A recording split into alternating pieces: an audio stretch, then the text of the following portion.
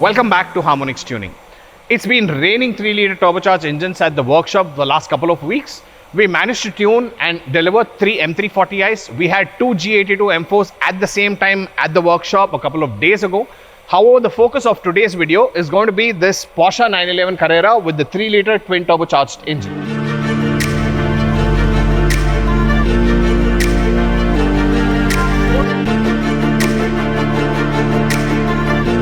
Today's episode, we are going to be installing an FI catback with some black tips, downpipes and the RES exhaust manifolds on a Porsche 911 Carrera S.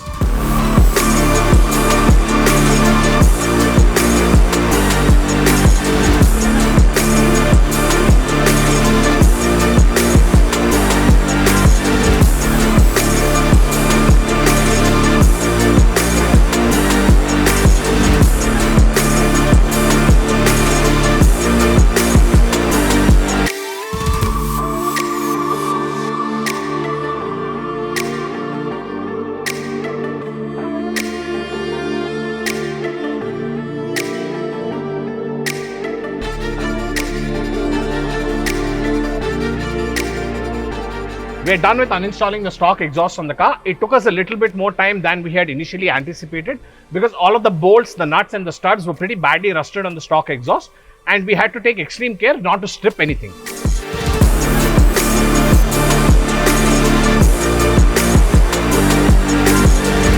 We're done with test fitting the exhaust manifolds on both the turbos to see how they all line up.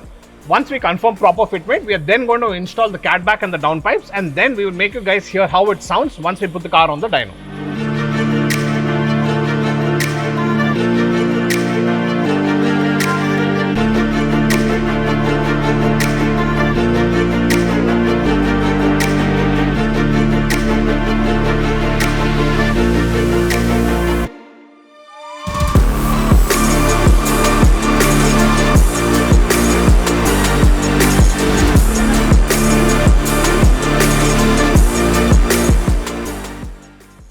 The customer reported to us that the front and the rear pads on this Porsche 911 are almost worn out. So we will be replacing all 4 pads with the EBC yellows, and we will be installing new brake pad wear sensors as well.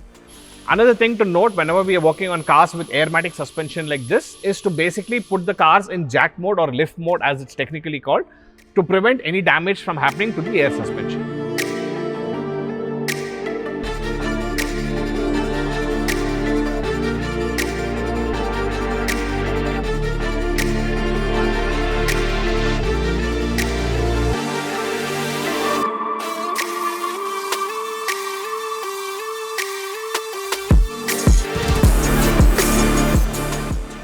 Working with Porsche can be a little more complicated than some of the other regular brands that we work with, like BMW, Lamborghini, Audi, Volkswagen, etc.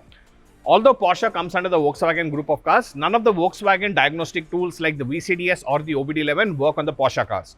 The Porsche cars require special diagnostic tool called as PIVIS, or an aftermarket tool that specializes in working on Porsches as well. And in today's video, we're going to show you a small example of how things can get a little too overcomplicated on the Porsches.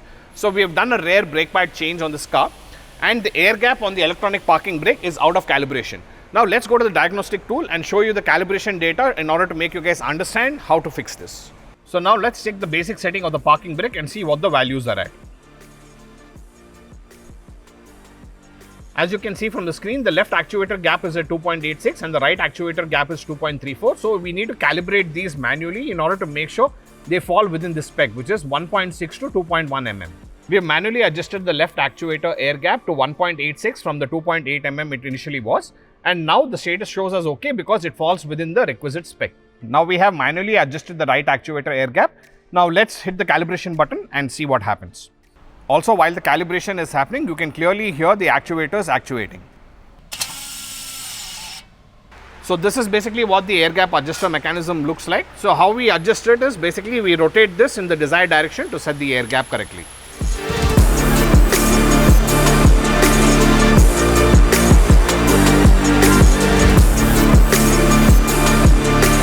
We've adjusted the actuator air gaps on the left and the right actuators to within spec.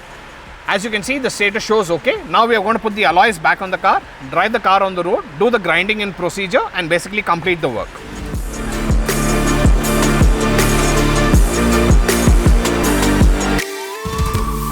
Let's start the 911 and see how it sounds on a cold start.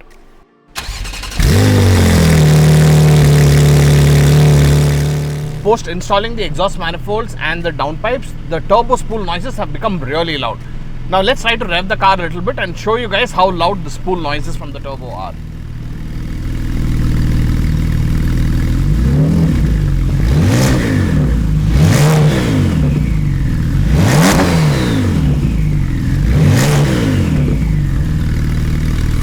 Rule number 1 of owning a car with a modded exhaust is never rev the engine while it's cold. Always wait for the operating temperatures to basically hit about 90 degrees and only then rev the engine. Whenever the car is stationary, try and not to rev the engine far too many times, as this develops a lot of undue heat in the turbos, the exhaust system, and generally is bad for the engine as well. Revving the engine while it is stationary a couple of times is okay, but don't keep doing it for extended intervals.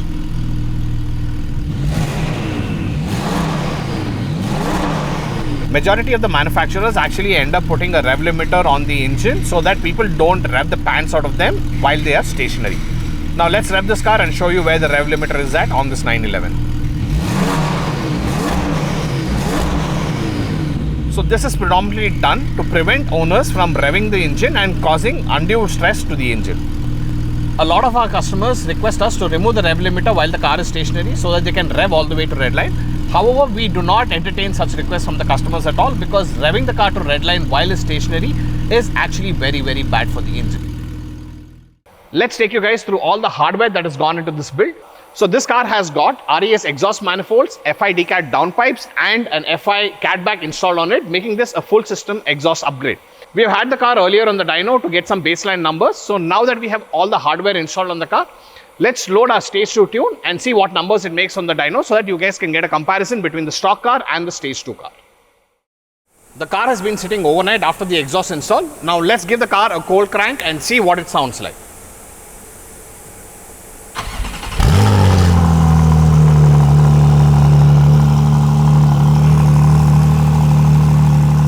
The first step in tuning this car is going to be to basically read the stock file from the car via OBD and send it over to our tuners in Germany so that they can send us the updated stage 2 file.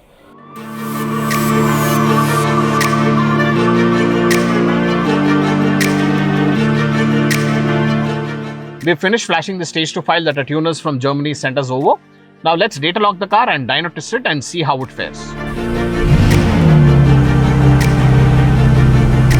We have left the car idling for a while so that the engine oil temperatures and the coolant temperatures can come up to operating range.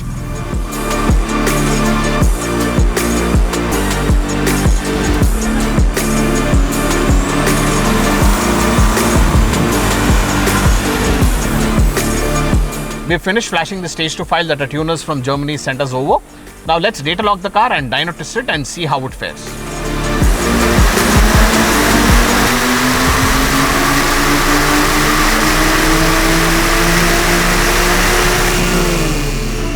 So all of our Porsche testing on the PDK cars is basically done in 5th gear from 1700 RPM all the way to 7000 RPM.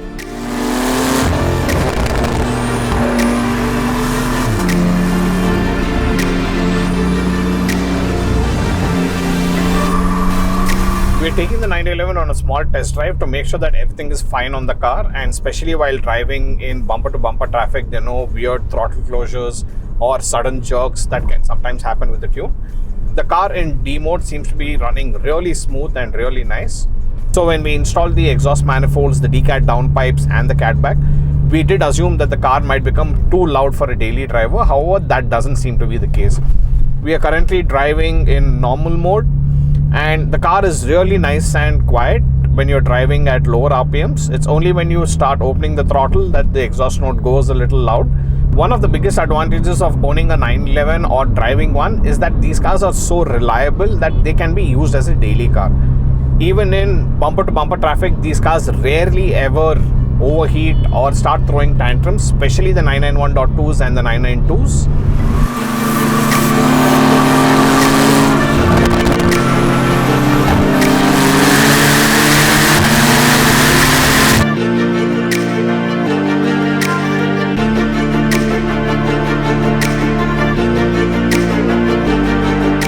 Many of you guys might have assumed that the Porsche engineers have made life very easy for workshop owners like us to swap out a lot of parts on these 911s, like the turbos, the intercoolers, the intakes, the downpipes and the exhaust manifolds, as majority of the imported engine components are very easily accessible in this portion of the car when you hoist them on the lift.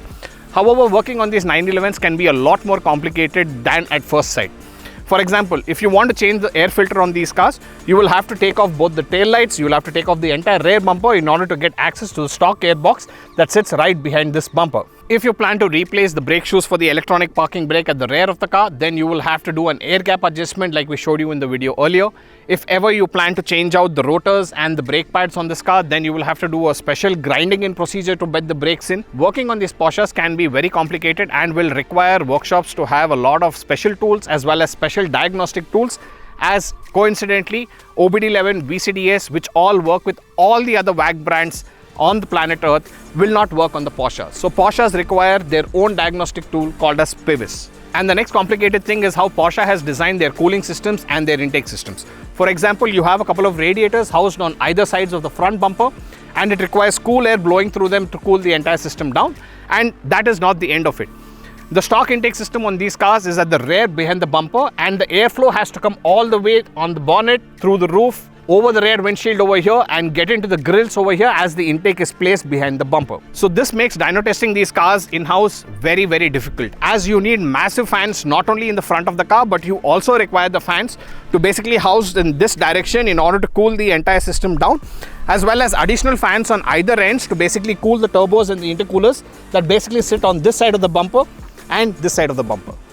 Since the turbos and the intercoolers are placed on either sides of the bumper, the IATs on these cars can skyrocket through the roof. While we were dyno testing the car earlier today, we saw intake air temperatures nearing 92 degrees at 7000 RPM, and that is one of the biggest drawbacks of making power on these engines.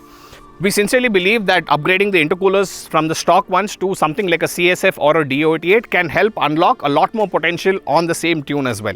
We have suggested this to the owner, and we have recommended him to upgrade the intercoolers to see how much more power we can eke out from this particular build.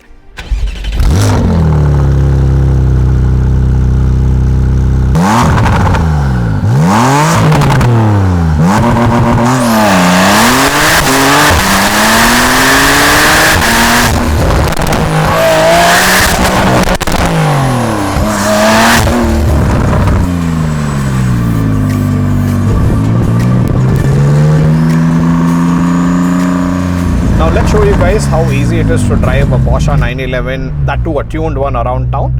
We're just slowly puttering around in normal mode, and you guys can see how quickly the gears keep shifting, and the car feels so smooth and nice to drive without any jerks or anything that makes you feel like not wanting to drive this car. We are doing about 50 kilometers an hour and we are already in 5th gear, and that is 6th. So this is how easy it is to drive a 911 even though it is tuned. And when you do decide to put your foot on the floor and basically go berserk, this is what it can do. Let's downshift a few gears.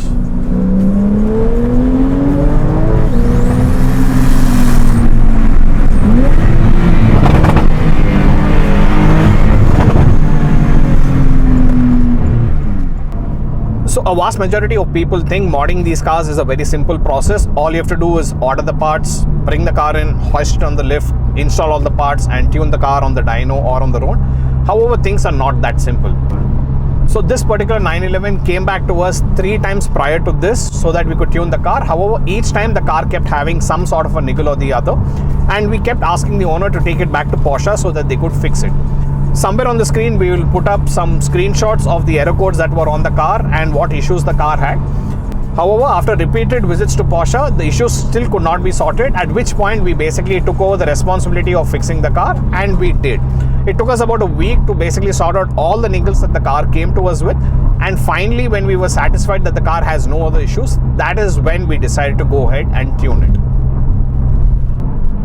Having worked on a lot of Porsches till date and looking at the future where we could be tuning many more of these cars, we have decided to upgrade our fan system for the dyno so that we can basically pump some cold air into the intercoolers directly as well as the intakes as well. So that is one of the drawbacks that we had while dyno testing these cars in the last 1 year. Whenever a Porsche came, we just couldn't get enough cold air flowing through the intake system and the intercoolers to basically get them to make as much power as they should. So the dyno charts that we are going to put up today on the screen might be a little skewed, and we believe that at sea level and with the better fan system, these cars could have made another 20 to 30 horsepower more, as the IIT spike would have been a lot lesser with a better fan cooling system. So as we had mentioned earlier in the video, we were a little apprehensive of how much drone this entire full system exhaust would bring into this car.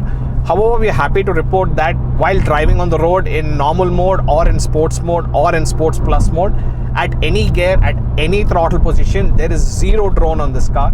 And that is basically something very nice to see, because a majority of the full system exhaust that we install these days end up having significant amount of drone. Yet another important aspect we wanted to let every one of you watching this video understand is how easy it is to drive a 911 on a daily basis, even in a bumper to bumper filled traffic city like Bangalore.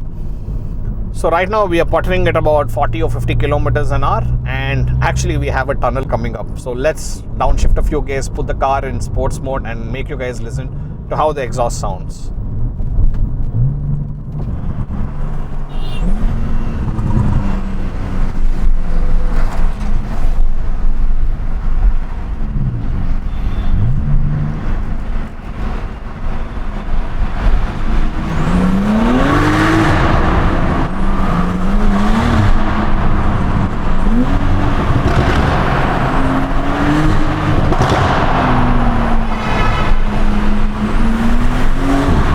We hope you guys enjoyed that tunnel run. Although there was a little bit too much traffic, we did what we could to make you guys listen to what this exhaust sounds like in a tunnel. Yet another thing that we wanted to mention is the pops and bangs on this particular tune are not too aggressive or in your face. They come at very high RPMs and basically pop about 3 or 4 times before fizzing out completely, as we did not want to overbear the turbos with aggressive pops and bangs.